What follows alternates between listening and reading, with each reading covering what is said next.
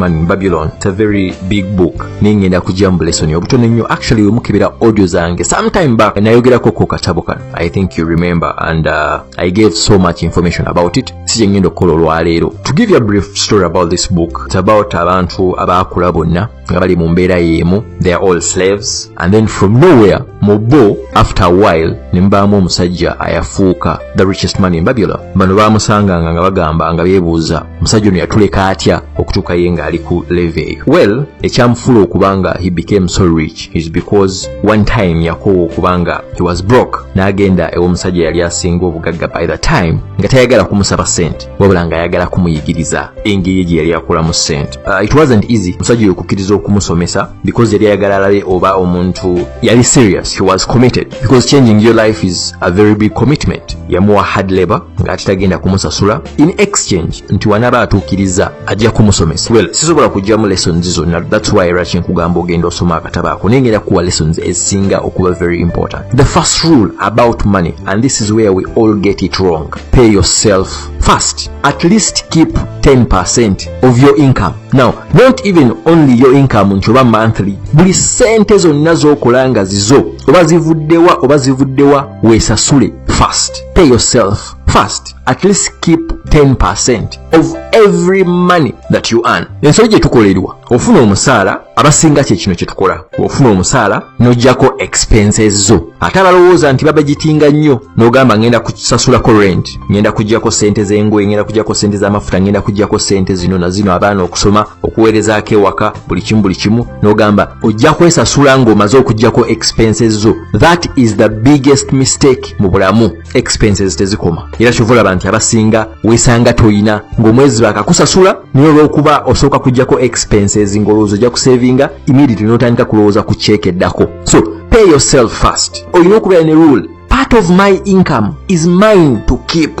Njagala okiddemu, repeat after me: part of my income is mine to keep. Buli sente zenkola portion yazo zange. Pay yourself first. Buli musaala gwonna gwokola, it doesn't matter ofuna sente meka, weesasula. Pay yourself first. Tombulira bizibu byonna by'oyina oba bakubanja oba bakola ki. Pay yourself first. Ofuna $2,000 I will put this in dollars. Ofuna $2,000 osasula rent wa 1,000. Kitegeeza nti ennaku 15 mu mwezi okolera landlord wo, tandika okujjako expenses endala, osigala ku zero. Omuntu atasavinga nga asigala ku zero ogenda kubeera slave myaka na myaka. Teweekolerera, okolera landlord, okolera abewaka baweereza sente, okolera abaana, which is not bad, okolera n'ebintu ebirala, gwe teweekolerera. Kitegeeza ekyo ogenda kusigala slave emyaka n'emyaka. That is a rule gy'oba olina okugenda nayo. It's hard but you'll never regret it. Pay yourself first. Beera n'eŋŋombo nti part of my income is mine to keep. Part of my income is mine to keep.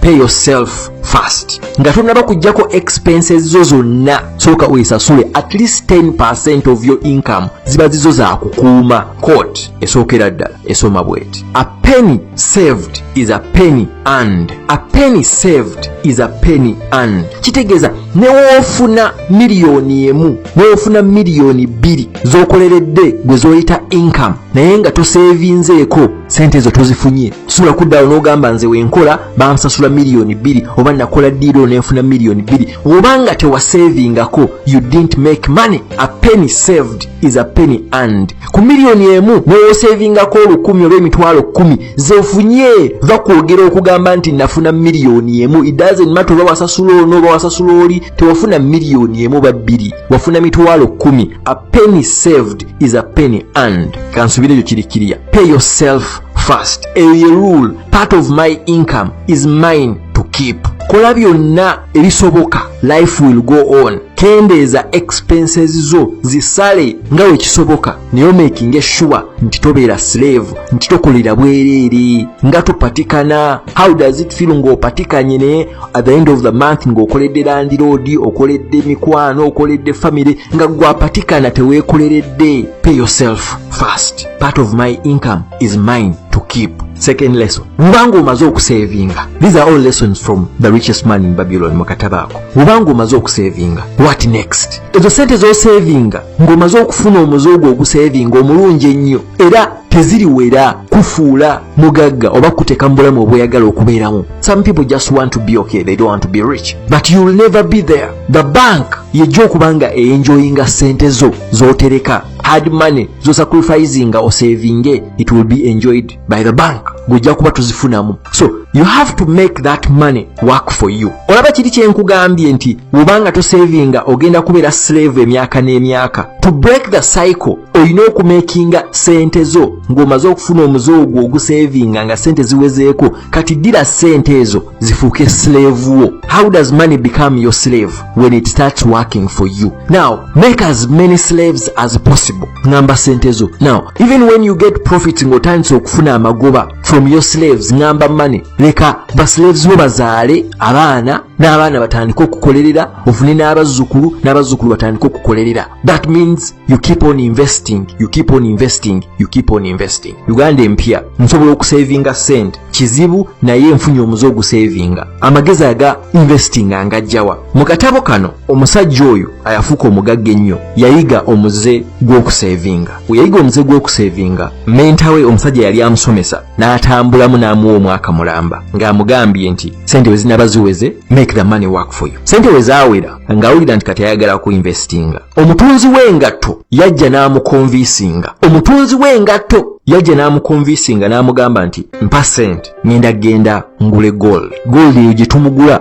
gold gye tugenda okumugula eyo tugenda mugula cheap, newe tunaamuleeta wano tujja mutunda ku sente nnyingi nnyo. Very good deal, right? Omusajja azze amuwa ddiiru eyo. Mutunzi wa ngatto yakwata sente ze yali asavinze mu maanyi n'agenda n'aziwa omutunzi w'engatto. Omutunzi w'engatto teyamubba wabula yagenda n'agula gold. Bagenda okumutuusa nga gold baamuguza fake. Kitegeeza ki? Sente ze yali asavinze mu maanyi zonna ne zikola ki? Zonna ne zifa. Ensobi ogiraba oba togiraba? Oddira otya omutunzi w'engatto n'omwesiga ne sente ate agenda agule gold? Olaba ensobi gye tukola. Olwo mutunzi wa ngatto omuwa otya sente zo? Had saved money ate akuyingize mu sente ya gold. Ye gold yamutegeera ddi. Ye ensobi gye tusinga okukola abasinga. Oli najja n'akusomera ddiiro oba naye nga bamusomedde ddiiro naye nga muyingira business nga togimanyiiko wadde. You are born to fail. Era we yakomawo after 1 year omusajja ono yali azzeemu okusavinga sente. Oli yamusekerera abasekerezi n'amugamba kayate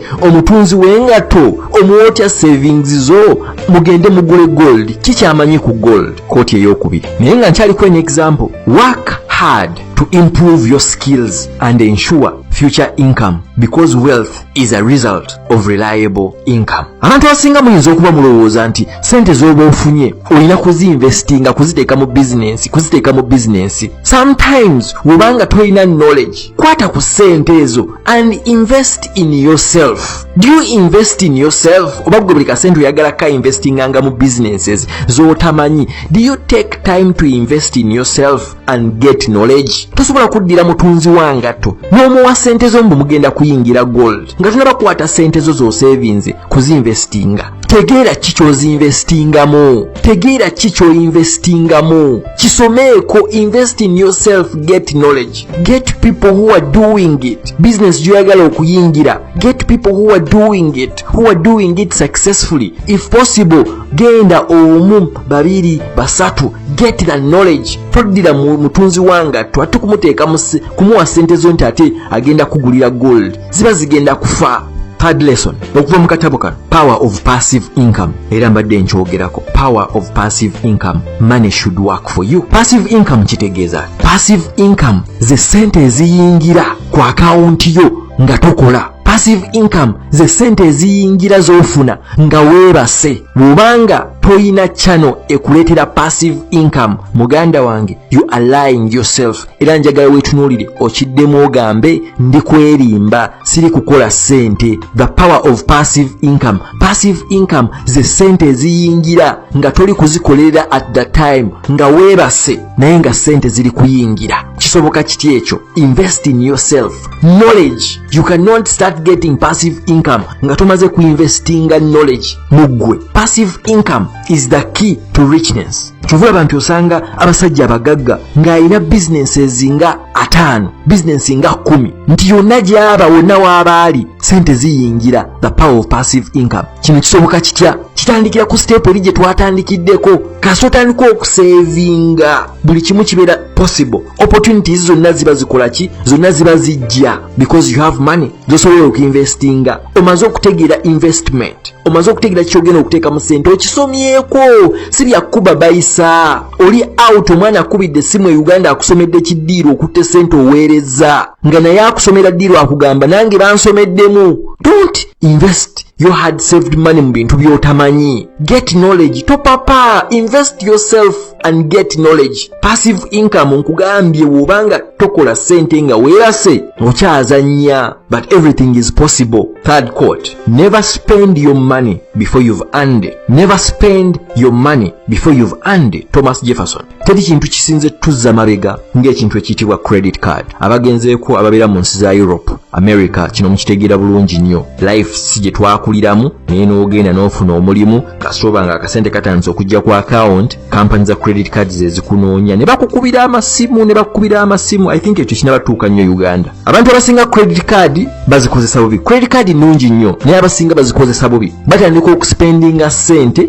nga tebannazifuna. Nga we nakugambye wali nti erina kubeera rule mu bulamu bwo nti part of my income is mine to keep. You pay yourself first. Olina okubeera ne rule endala mu bulamu nti si spendinga sente ze sitannaba kufuna. Uganda empya kusuubiza miliyoni 1 n'otandika ogibudgetingira, n'otandika okwewola, naye nga tonnaba kugifuna. You are born to fail. Tokozesa sente nga tonnaba kuzifuna. To spendinga nga sente nga tonnaba kuzifuna. Ebintu bya sente bikyuka buli kaseera. Abantu abasinga bali mu credit card bali mabanja. Sente zigenda okujja musaala nga zonna zivaako bubi bwe ziti. Buli kaseera babeera mu kusasula interest. Basula minimum payment. Buli kaseera babeera mu interest. Never spend your money before you've earned it. Quote yokuna. If you can't buy it twice, you can't afford it. Kino kirungi nnyo ekyokulowoozaako. If you can't buy it twice, you can't afford it. Kino kiyinza obutakolera buli omu naye nga tekikolera bangi. Ekintu obanga tosobola kigula mirundi 2 tokisobola kiveeko. Bw'oba ogenda kugula emmotoka, especially ebintu ebiri luxury, ebintu ebitakola sente nga bigenda kutwala butwazi sente, obanga tosobola kigula mirundi 2 tokigula.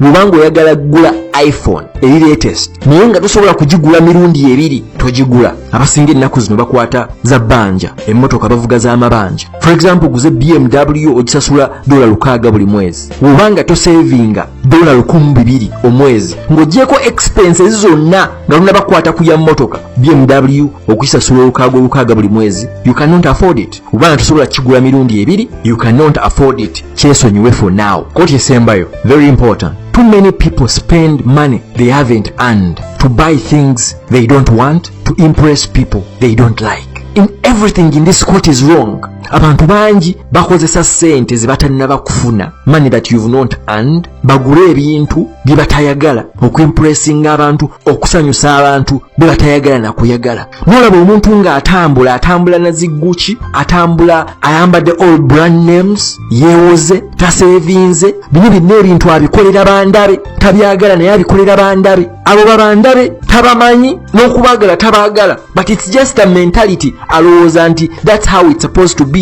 That is society. Don't spend money that you have not earned. Nabagambye wali mu kusooka nti a penny earned is a penny saved. Sente zokka z'okola ze sente z'osevinga. Era lekerawo n'okunyumizanga abantu nti nze nsasulwa miliyoni 3 ofuna sente mmeka? Nze nina omulimu mulungi nnyo, nze nkola miliyoni 5 omwezi. Bw'obanga osevingako miliyoni 1 nga ze sente z'osevingako ze weesasula nga zo zigenda ku saving, zigenda kuyamba in future investments, zezizo okola miliyoni 1. Bino ebisigadde okolera baana, okolera mmere, okolera landiroodi, okolera mafuta, si ze sente z'ofuna. A penny earned is the penny saved. Mukyuse mentality eyo. Sente z'osevinga ze sente z'ofuna. Nyina kumaliza nga nkugamba, mu byonna ne obanga tolina ky'ofunyemu naye funamu kino. Pay yourself first. Buli kimu kyokola, life will go on. Obanga ogamba nti people will not survive, what if you die? Gwolooza bw'oyamba they won't survive?